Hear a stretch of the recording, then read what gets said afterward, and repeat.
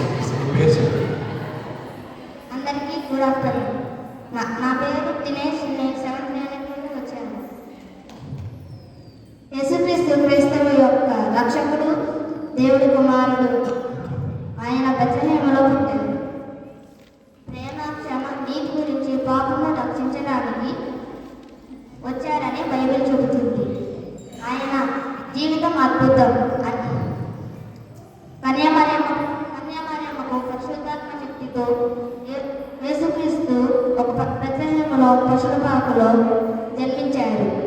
ప్రేమించడం, క్షమించడం మరియు దేవుని రాజ్యం వెతకడం, పేదల పట్ల దయ చూపడం, నలుగురికి తెలియకుండా దానం చేయడం క్రైస్తవులు యేసుని దేవుని కుమారుడుగా త్రిత్వ సిద్ధాంతంలో భాగమైన దేవునిగా విశ్వసిస్తారు.